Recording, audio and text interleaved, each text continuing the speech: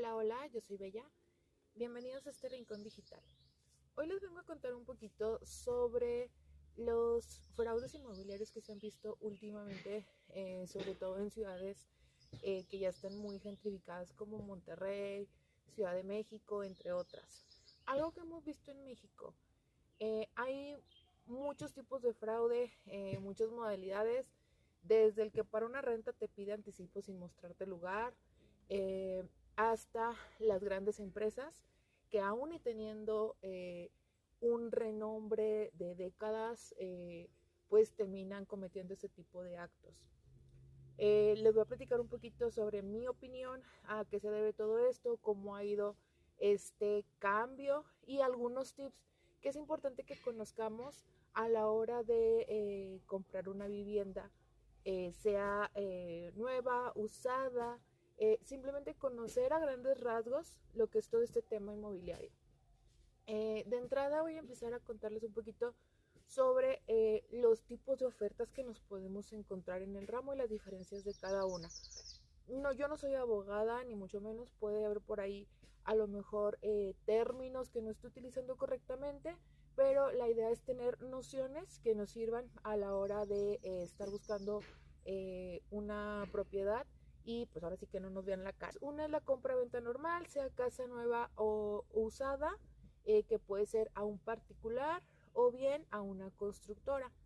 Esta compra-venta, ¿qué es lo que tenemos que fijarnos a la hora de pues hacer la compra? Sea con crédito, sea de contado.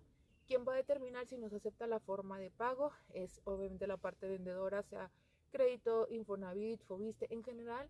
Si la casa no tiene ningún adeudo, eh, deberían de pues, tener la factibilidad de aceptarnos cualquier forma de pago, puesto que para ellos es de contado.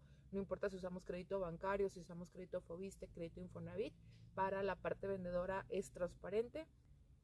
Y de ahí nosotros como compradores que tenemos que fijarnos, nuestro aliado siempre va a ser el notario. Por eso es importante que el notario a la hora de la operación lo elijamos nosotros como compradores.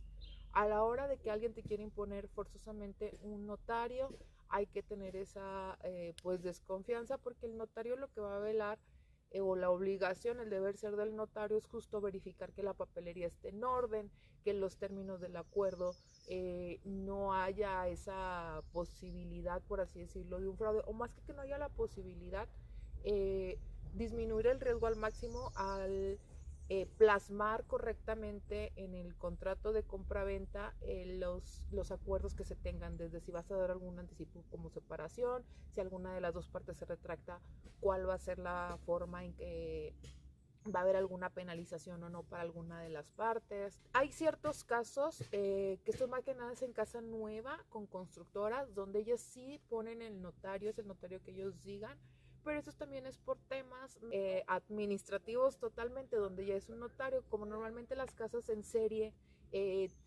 tienen ciertos documentos que van ahora sí que de la mano, pero eso es exclusivamente en estos casos de constructora, casa nueva. Ahí sí, ellos son los que te dicen va a ser con este notario, porque ya llevan por ahí en serie toda la parte administrativa. Entonces, esa es la parte más simple. Aquí se puede desprender lo que muchos llaman traspasos, pero esa figura como tal no existe. Normalmente, ¿a qué nos referimos con un traspaso? Ahora sí que en la generalidad, cuando una casa tiene adeudo y tú me dices, yo tengo mi casa que estoy vendiendo, pero todavía la debo, te la traspaso, tú la vas a ir pagando y me das a mí tanto para traspasártela. Esa figura, eso que suele llegar a ser común, no es recomendable de entrada porque no es una figura legal. Segunda, porque son riesgos para ambas partes. ¿A qué tipo de riesgos nos estamos exponiendo? Por un lado, en cuanto a la parte vendedora, primero, si el comprador queda mal con los pagos, a quien le van a ir a cobrar, a quien le afecta en su crédito, que no va a poder después adquirir otra propiedad con crédito hipotecario, va a ser a ti. ¿Por qué? Porque el crédito, todo está a tu nombre todavía. Eh, a lo mejor dices, no, pero pues mientras que la casa siga a mi nombre, si deja de pagar, pues luego lo saco y pongo una cláusula en el contrato. No es tan fácil. Aún y que la otra persona incumpla dejando de pagar, hay todo un proceso legal, gastos y demás para poder sacar a la persona de la vivienda. Entonces, son muchos riesgos, pones en riesgo tanto tu nombre, tu crédito y la propiedad en sí. La parte compradora es la que corre todavía mayores riesgos. ¿Por qué? Porque muchas veces dan como guante o como traspaso los ahorros que tienen, que pues se hacen con mucho esfuerzo y demás. Y al momento de que adquirimos estos traspasos, lo digo entre comillas porque repito, no es una figura que exista, al momento de que adquirimos estos traspasos, ni la deuda, ni nada está a nombre, ni la escritura, no hay nada a nombre de nosotros, todo está a nombre de la parte que nos está vendiendo. A lo mejor dices, no, pero pues me van a hacer un contrato ante notario, eso no tiene ninguna validez. El contrato ante notario, ¿por qué los notarios lo hacen? Porque ellos simplemente están dando fe de un acuerdo que las dos partes están manifestando. Es solo eso, no tiene ninguna validez legal, que sí se puede utilizar a la hora de un proceso legal para deslindar, etcétera, donde realmente las dos partes manifestaron ese acuerdo. Sin embargo, es un proceso muy largo y a final de cuentas para el banco, para el registro público, el propietario es la otra persona. Dentro de estos riesgos, como les decía, es número uno, que si tú la acabas de pagar y la otra persona no te quiere escritura, tú estás a expensas de la buena fe de la otra persona. Ahora vamos a suponer que es una persona honesta, que al final de cuentas, independientemente papelito o no, esa persona cuando tú acabas de pagar tu casa, pues tú le tienes toda la confianza que sí te va a firmar la escritura. ¿Qué pasa o qué riesgos hay suponiendo que acceda a este traspaso porque confío mucho en esa persona? Normalmente son créditos a largo plazo, o sea, mínimo 5, 10, 15 o hasta 20 años. Eh, es mucho tiempo y muchas cosas pueden pasar. Desde que fallezca la persona, si la persona fallece, hereda la familia. Entonces, la familia tiene ahí todo el derecho del mundo porque ellos son herederos, la casa está a nombre del papá, aunque se finiquite la deuda con el banco, porque no, vamos a suponer que es una casa que compraron con Infonavit, Infonavit al momento que fallece la persona, finiquita la deuda y heredan los hijos o el cónyuge. ¿Qué pasa en ese caso? Yo que compré el traspaso quedó a expensas de la buena voluntad, ya no de la persona con la que yo hice el trato, sino de la familia que heredó la propiedad. Eh, ¿Qué otros riesgos pueden pasar? Por ejemplo, para la parte vendedora también, si la parte compradora a final de cuentas decide pues abandonar la casa, que alguien más la invada, que hay muchísimos escenarios hipotéticos que podemos aquí mencionar, pero pues básicamente se resume a eso, que el patrimonio de ambas partes queda muy en riesgo porque no es una figura que esté establecida como tal. Incluso si la hipotecaria sea un banco, Infonavit, Fobiste, la que haya dado el crédito, como la prenda en garantía de que se va a pagar ese crédito, esa deuda, ese dinero que ellos prestaron, es la propiedad en sí. Entonces, al momento de que tú cedes en un traspaso a otra persona, por más que las dos personas sean honestas, por más que las dos personas eh, cumplan su palabra y demás, si la institución hipotecaria que otorgó el crédito se entera de esa situación, puede incluso rescindir el contrato y embargar la propiedad. ¿Esto por qué? Porque al momento de que tú cedes la posesión del inmueble a un tercero, el contrato el banco lo tiene contigo. Al momento que tú cedes esa posesión del inmueble, ¿qué pasa? El inmueble, la garantía queda en riesgo, porque para el banco no sabe si la otra persona va a pagar o no, el banco no tiene un historial crediticio, no le otorgó un crédito a esa persona, el crédito te lo otorgó a ti y tú estás poniendo en riesgo la garantía que hay para el pago de esa deuda. En este mismo sentido, ¿de qué forma sí podemos hacer la compra-venta de una propiedad que aún tiene adeudo con alguna hipotecaria? Es muy sencillo, hay una figura que las hipotecarias llaman cambio de deudor. ¿De qué trata esto? Simple y sencillamente que el banco, la misma institución hipotecaria con la que se tiene la deuda, otorga el crédito al comprador. A ti te dan tu parte de lo que tú estás pidiendo por tu traspaso y la deuda tuya se finiquita y pasa a haber una nueva deuda del nuevo comprador. También muchas veces hay algunos bancos, no todos, que aceptan ese tipo de compra con pasivo, donde yo tengo mi crédito con esa institución y esa institución le paga a la otra institución a la que tú le debías, a tu deuda queda finiquitada, a ti te pagan también tu parte y ya la deuda yo como comprador me quedo con ella, con mi crédito a mi nombre y todo en regla. Esa es la forma correcta de hacer el traspaso, que no es un traspaso, es un cambio de deudor. Esa es una figura de las más comunes, la compra-venta sea sin adeudo o con pasivo, siempre que nos asesoremos correctamente con un buen notario.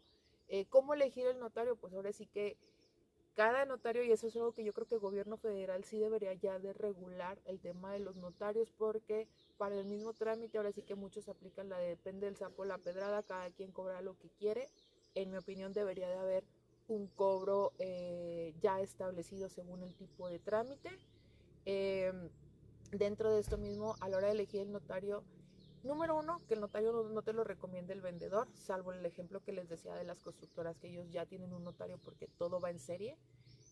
Número dos, que el notario te explique perfectamente cómo va a quedar plasmado y por qué. O sea, el notario, su obligación es, tanto para vendedor como comprador, despejar todas las dudas, pero sí siempre eligiéndolo el comprador.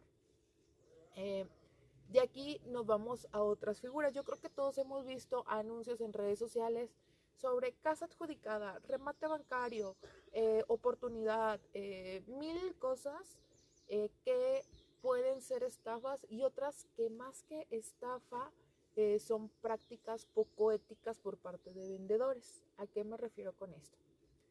Dentro de cuando tú dejas de pagar una casa, eh, el banco inicia un proceso para recuperar esa propiedad, porque como les comentaba ahorita, la garantía de que vas a pagar la deuda es la propiedad y si no la pagas, pues ellos se quedan con la propiedad porque eso es una garantía. Eh, Cuando ellos inician ese proceso legal se llama litigio. Eh, Aquí esta es la primer figura o la de mayor riesgo.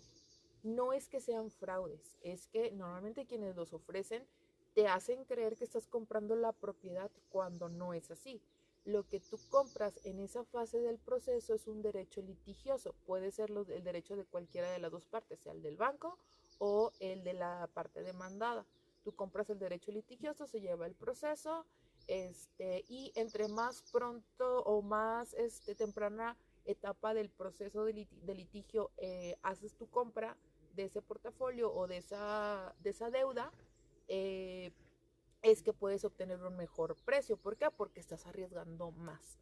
No se trata, repito, de un fraude como tal, sino que quien realmente se dedica a eso, quien conoce tanto la parte legal, sabe analizar riesgos, sabes en cuáles sí, sabes en cuáles no, no es una compra de la propiedad como tal. Aquí el problema, o donde ya se convierte en un fraude, es donde la persona que te lo ofrece te hace creer que estás comprando la propiedad. Normalmente les piden cierta cantidad de anticipo, les prometen una fecha de entrega cuando en un proceso litigioso tú no puedes asegurar eh, cuánto tiempo se va a llevar ese proceso, porque así como puede que se lleve 6 meses, puede que se lleve años, y que en ese inter, a lo mejor la propiedad cuando tú compraste el derecho litigioso no estaba invadida, estaba sola la propiedad, pero en ese inter la invadieron y si se colgaron desde la luz y les cobraron alguna multa, porque la multa pues va para la propiedad, no para la persona que cometió el agravio. Entonces, hay muchos factores en esa parte del proceso. Entonces, a la hora que nos ofrecen una propiedad y que nos dicen, oye, te voy a pedir cierta cantidad, de entrada esos no aceptan créditos. Entonces, ya no que no te acepten un crédito es una red flag. Otra red flag, que te prometan un tiempo de entrega y que en ese tiempo de entrega ellos no te estén explicando de qué va a ser, cuál es ese proceso. O sea, no es como que, oye, yo vendí mi casa, pero como le voy a hacer reparaciones, te la voy a entregar en un mes. No. Eh, Siempre que alguien te ofrece en un litigio un tiempo margen de entrega, es falso. O sea, desde ahí ya te estás dando cuenta de la deshonestidad, porque eso no depende de ellos. Eso va a depender de los juzgados. Ahora, conforme va avanzando este litigio, puede llegar un punto donde la parte que demanda, la hipotecaria, dice, dice, es que yo me doy por bien servido con el remate de la propiedad. No me interesa ni quedarme con la propiedad, está bien que salga a remate, el juez dicta el remate Y eso igual es en los juzgados. Si alguien te ofrece, oye, yo te cobro tanto, tú no ocupas, ahora sí que un abogado o algo para ir al remate, sí ocupas una asesoría para saber identificar qué propiedad si realmente vale la pena o no, en qué condiciones la vas a recibir, que te expliquen todo lo que hay detrás de, si es una asesoría, más no un abogado que te lleve a. Normalmente hay abogados que te cobran, igual, hacen la práctica poco ética de decir, te voy a vender esta propiedad, pero te hacen creer que la estás comprando cuando realmente lo que están haciendo es participar en un remate en un juzgado. Ahí es tal cual, o sea, van las personas interesadas, eso se publican los edictos, ya una vez que están publicados los edictos sale primera, segunda, tercera moneda, y ya una vez que, si no hubo participantes en la primera, se publica la segunda, si no hubo participantes en la tercera y así. En, esta, en estos remates puede ir más de una persona, todas las personas interesadas en esta propiedad van a participar en ese remate y ahora sí que se la va a llevar el que ofrezca más en el momento. Haces un depósito previo como garantía, como postor, y eso es totalmente legal. ¿Qué riesgos puede haber a grandes rasgos en estas compras? Si la propiedad está invadida, eso no depende del juzgado ni de nadie, eso ya es un riesgo que tú estás corriendo. Si la propiedad tiene algún tipo de deuda de agua, de luz, etcétera, es igual un riesgo que tú estás corriendo. Todo ese tipo de cosas, el estado en que esté la propiedad tal cual como está, es como la vas a recibir. Esos son los riesgos que se corren. De ahí surge otra figura. Vamos a suponer que no hubo postores en el remate, la propiedad se adjudica a la parte que demanda, a la hipotecaria, y la hipotecaria lleva todavía de ahí un proceso para que pueda quedar escriturado el nombre de ellos. Cuando ya queda ese proceso ya de una adjudicación bancaria, ya la hipotecaria, el banco, la puede revender porque ya es suya nuevamente la propiedad. Entonces, ellos normalmente sí te aceptan créditos, o sea, yo he visto, no sé, bancos, por mencionar algunos ejemplos, Banorte, Bancomer, etcétera, sí aceptan créditos para estas propiedades. Estas propiedades también puedes hacer pagos de contado. Hay incluso bancos que sobre el precio que ellos estén pidiendo te aceptan, escuchan propuestas. Entonces aquí, para no caer en fraudes, hay muchos que te ponen los anuncios de casa adjudicada, casa de remate bancario. Si no te llevan al juzgado como tal, no es un remate. Si te piden anticipos y demás, tampoco es una casa adjudicada. Cuando llega a haber ya un anticipo es porque tú ya viste la propiedad, porque ya viste papelería, porque ya te sentaste en el banco a platicar con ellos sobre la propiedad que te interesa, y pues sí, el anticipo va directo al banco, no va a un tercero. Entonces, ese es otro red flag. Si te piden un anticipo hacia un tercero y no directamente al banco, si no te indican qué banco es el que está vendiendo, porque a final de cuentas no es ningún caso especial, ningún proceso especial, simplemente una casa adjudicada quiere decir que ya es una casa usada que pasó por un proceso de litigio y el banco la recuperó. Nada más, es una compra-venta normal. Entonces ya si te piden efectivos que no aceptan créditos, etcétera, son red flags. Les digo, normalmente los bancos sí te aceptan créditos bancarios, o incluso hasta de Infonavit y demás. Entonces hay que poner atención en eso. Y por último tenemos las preventas.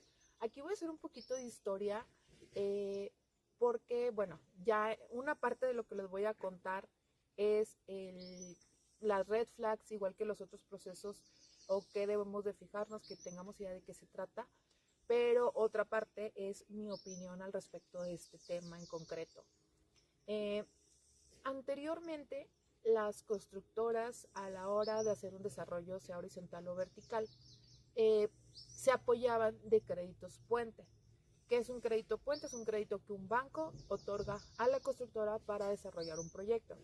Pero ¿qué pasa con estos créditos puente? Que tiene toda la razón del mundo de ser esos requisitos. Número uno, la propiedad tiene que estar a nombre de la constructora para que se los otorgara. ¿Por qué? Porque de inicio una de las garantías para el pago de este crédito era el terreno donde se iba a construir. Número dos, no le soltaban todo el dinero de golpe. Al ser un crédito puente, conforme iba avanzando la obra es como iban soltando el recurso el banco. Número tres, tenían que cumplir con tiempos de entrega. Es decir, con el proyecto como estaba, la constructora decía, en tantos meses voy a llevar esto, voy a llevar este avance, tenían que cumplir ellos con sus tiempos. Y lo mismo, había ese interés de vender, de estar en precios de mercado, precios que la gente pudiera pagar para que se pudiera comercializar el inmueble. ¿Por qué? Porque ellos tenían la presión de poder cumplir con ese pago y después de ese pago del crédito puente, tener sus ganancias. ¿Qué pasa? Algún tiburón se le ocurrió que pues era más fácil, ¿para qué me meto en un crédito puente de estar pagando intereses, de tener que estar cumpliendo con tiempos, de estar estresado, etcétera? Mejor que todo sea ganancia y vendo humo. Muchas veces, o sea, las preventas llegan al punto donde incluso te venden una preventa sin tener siquiera la propiedad a nombre de ellos. La toman en aportación. ¿Por qué es legal y por qué o de dónde se agarran esta gente para hacer esta nueva figura comercial?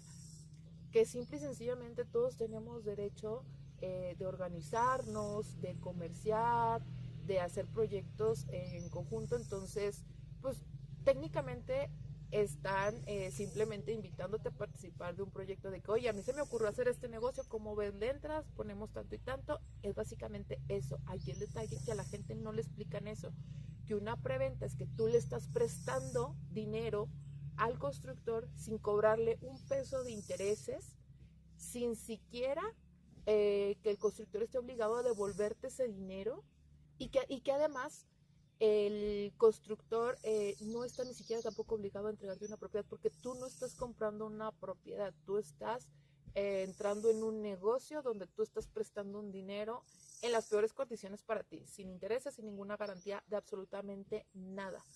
Eh, y el fraude o la estafa que yo veo es justamente eso, que por más que legalmente pues ellos están invitando un negocio y por eso se deslindaron en el contrato y trae un chorro de cláusulas que muchas veces ni siquiera entendemos, a final de cuentas ellos sí están cometiendo una estafa porque no te lo ofrecen como tal. Ellos te ofrecen la venta de una propiedad que ni siquiera existe. Repito, hay casos, cada caso particular es muy diferente, pero yéndonos a los extremos, hay casos donde ni siquiera el terreno donde se piensa construir es de ellos. Alguien más le dijeron, ¿sabes qué? Pues tu terreno vale tanto, pero si lo das en aportación para este proyecto en tantos años, en lugar de tener ese terreno o ese dinero que pudiste haber recibido por venderlo, vas a recibir mucho más. O sea, te bajan las perlas de la Virgen para convencerte de que es negocio, que tengas la mentalidad de tiburón de entrar a la inversión. A lo mejor algunos pueden decir, no, pero yo compré en preventa y me fue bien. Sí, porque es como los esquemas, yo lo comparo con un esquema Ponzi, porque al final de cuentas a las constructoras eso fue lo que les pasó.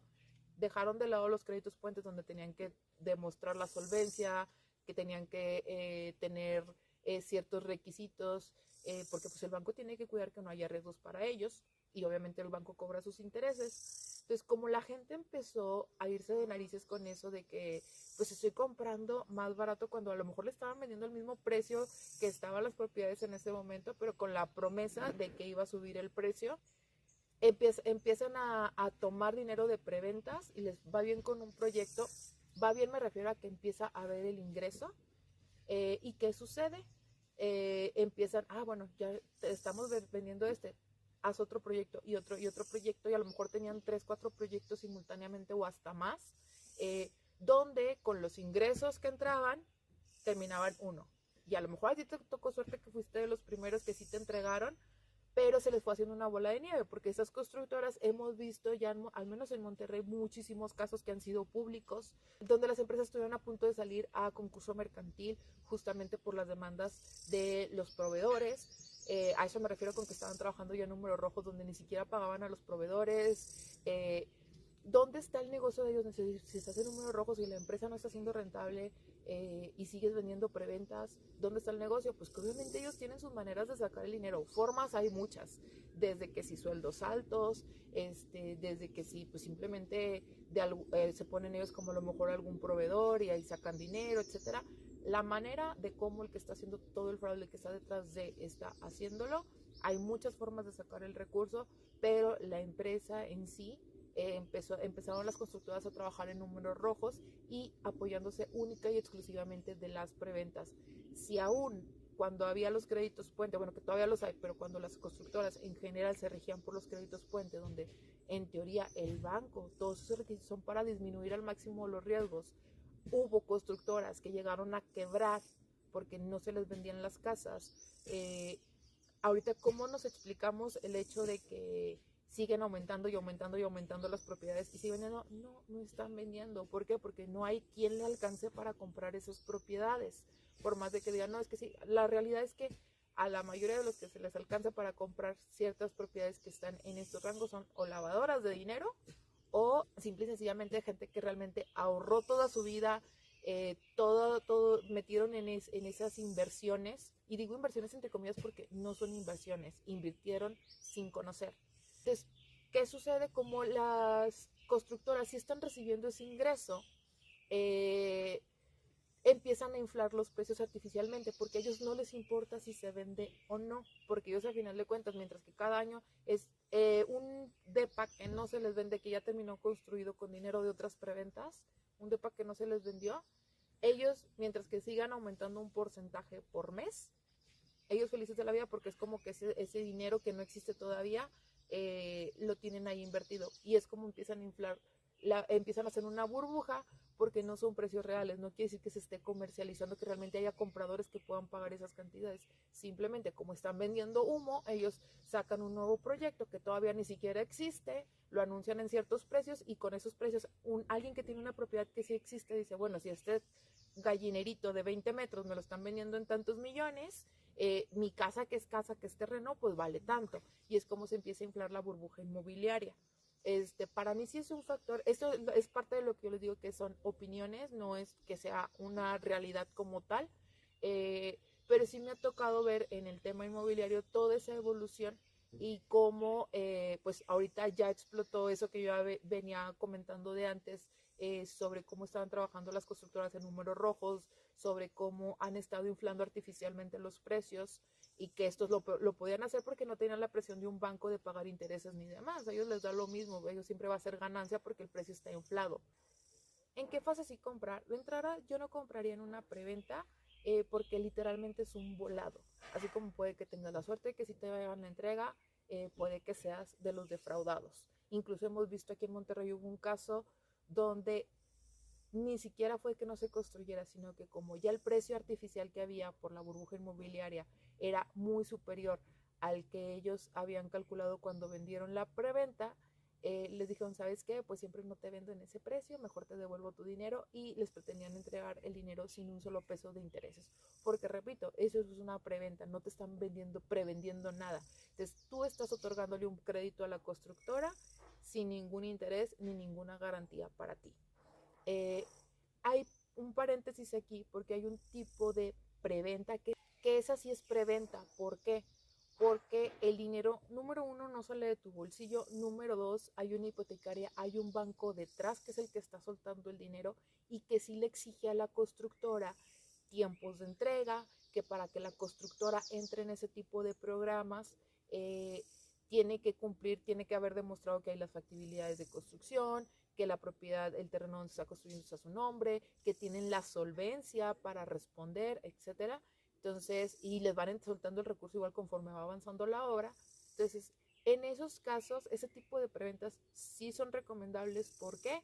Porque hay un banco detrás hay una institución hipotecaria que ya hizo todo un análisis y que a la constructora le pidió ciertas garantías para poder otorgar ese crédito. Y repito, que aparte el dinero no sale de tu bolsa, el dinero sale de tu crédito bancario, simple y sencillamente que lo que aquí más que nada es el banco el que se está apoyando con tu financiamiento, porque tú ya empiezas a pagar tu crédito para otorgar el crédito a la constructora, que también para el banco es otra garantía, porque ya en la casa ya se vendió, entonces ya el banco con mayor confianza sabe que el constructor le va a poder pagar los intereses que surjan de ese crédito.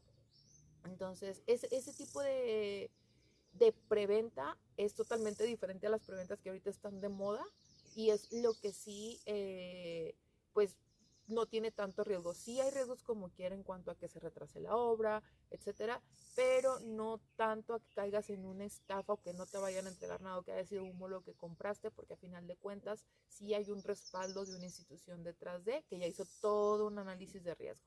Ya concluyendo esta parte, ya nada más mi resumen, repito que esta es enteramente mi opinión. Eh, si bien entiendo lo complicado de legislar ese tema porque se van a querer agarrar los tiburones de que les están quitando su derecho a, pues ahora sí como que pues comerciar, etcétera, a hacer negocios. Eh, pero sí debería haber una regulación ya a nivel nacional que impida ese tipo de estafas, donde número uno, los contratos, por ejemplo, al similar a lo que hace Profeco a lo mejor, donde un contrato va de un comercio, pues tiene que tener, según el giro, incluso Profeco exige ciertas cláusulas para evitar abusos de los comercios. En este sentido, digo, a lo mejor no entraría Profeco, entraría otra entidad, pero sí debería de haber donde se exija ciertas cláusulas que protejan al comprador desde un mínimo de intereses que esté obligado el constructor a pagar, una solvencia que demostrar por parte del constructor, que no se puede ofrecer preventa como tal si no cuenta con ciertos requisitos como factibilidades, como una propiedad en garantía, porque también muchos lo que hacen es, si tenemos un fideicomiso y esa es la garantía, la propiedad está en garantía, cuando la realidad, y esto porque yo lo he preguntado en más de uno, de que, a ver, ok, está el fideicomiso que vale tanto y que ese fideicomiso está respaldado por X propiedades. Pero ¿cuánto es lo que vas a captar tú de preventa? Es decir, ¿qué porcentaje realmente de ese fideicomiso, de esas propiedades, están como garantía de mi porcentaje de participación? Y nunca te lo dicen. ¿Por qué?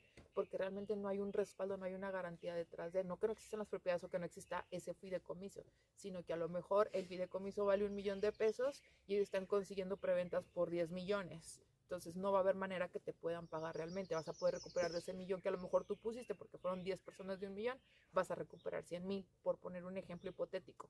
Ese tipo de legislaciones sí debería de haber, y lo mismo en el tema de las valuaciones o de lo que ha permitido que haya este incremento de la burbuja. He visto yo como muchos municipios, al menos por ejemplo en Monterrey, justificando los municipios que necesitan recursos, han incrementado los prediales, lo cual simplemente respalda o justifica esta burbuja inmobiliaria. No, no me refiero a que haya una razón real del valor de la propiedad, sino que eh, contribuye a que se mantenga esta burbuja, el incremento en el valor del predial, cuando pues no, o sea, el predial no debería ser tanto recaudatorio, porque si bien su función es recaudatoria, el que tú lo incrementes, dejas inaccesible a la población para poder acceder a él. Debería también de basarse en base al ingreso mínimo de la población.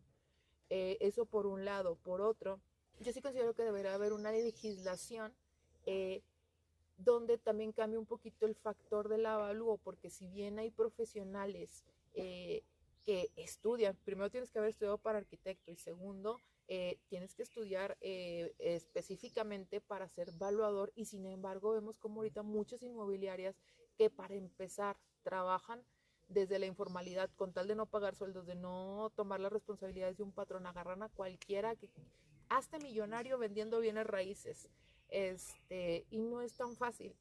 Al contrario, justamente eso es lo que abre la posibilidad de tantos fraudes, de tantas estafas. Eh, entonces, para mí sí debería de haber esa legislación de entrada, que no cualquiera puede emitir una opinión de valor o un avalúo, sola, única y exclusivamente debe hacerlo un valuador, y sí debe haber sanciones para todos aquellos que ofrecen opiniones de valor o avalúos sin ser valuadores. Y número dos, uno de los factores que actualmente impacta el avalúo es la oferta comercial. Cuando sabemos que actualmente por la facilidad de publicar en redes no estamos como hace 30 años donde únicamente había el periódico y demás, y que aún así cualquiera podía publicar, pero no era tanto lo que se publicaba. Ahorita en redes vemos muchos anuncios falsos. Muchas inmobiliarias utilizan publicaciones fake para jalar clientes como gancho. Y vuelvo a lo mismo, el tema de las preventas, donde al no tener una presión de un interés que pagar, una fecha que cumplir, ellos siguen incrementando artificialmente sus precios. Y estos precios incrementados artificialmente, porque pues no tienen una propiedad real, sino que es humo lo que están vendiendo, impactan al haber 3, 4 departamentos ofrecidos en cierta cantidad, aunque ni siquiera existe el departamento, terminan impactando el avalúo real, porque es un factor que se considera. Entonces yo sí considero que debería de haber una revisión por parte del organismo de evaluadores y por parte del gobierno federal en ese aspecto. ¿Por qué? Porque vuelvo a lo mismo, igual que el incremento del predial, debería de ser otro el factor que afecte el valor del inmueble en base al poder adquisitivo del mexicano y no las ofertas que a lo mejor ni siquiera son reales que hay en redes sociales. Gracias por llegar hasta aquí. Primero, este video lo grabé en San José del Pacífico, el bosque entre las nubes. Si no lo conocen, dense la oportunidad de ir a visitar el estado de Oaxaca. Próximamente les voy a estar subiendo el primer video sobre mis viajes de mochilera. Este es mi segundo viaje a Oaxaca, aunque este año no podré ir a las fiestas de la Guelaguetza. Sí me tocó ir a disfrutar de esta fiesta hace 2 años y pues es algo increíble, una experiencia. Si tienen oportunidad de programar un viajecito en las próximas fechas de la Guelaguetza, háganlo. Es algo que yo creo que todos como mexicanos debemos conocer, debemos de vivir esa experiencia. Y no nada más de la Guelaguetza, investiguen las fiestas típicas en muchos pueblos, no sé, Chapa de Corzo y demás. Por ahí les voy a estar subiendo más videos al respecto. Pero regresando al tema inmobiliario, déjame aquí en los comentarios.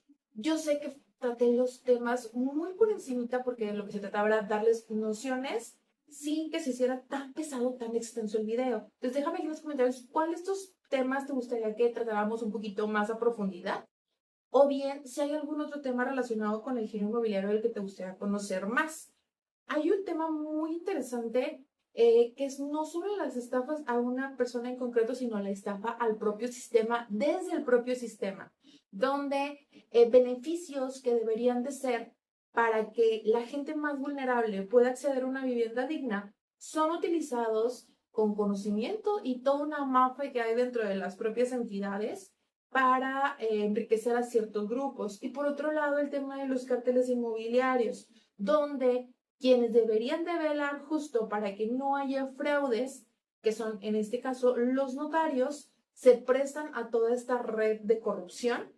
Y parte del problema, que eso se me pasó a agregar en este video, cuando toco el tema sobre las regulaciones a los notarios desde el tema federal, no nada más el tema de las tarifas que menciono, sino también una de las principales características que debería de tener un notario es gozar de buena fama, que por fama me refiero a su reputación, a que no tenga un nombre manchado por escándalos, por sospechas de fraudes y demás. Y es conocido casos públicos donde notarios que ya se han visto envueltos en escándalos, en fraudes o que incluso han tenido condenas, vuelven a ejercer, y si no ellos, directamente sus familiares o quien les hereda la notaría.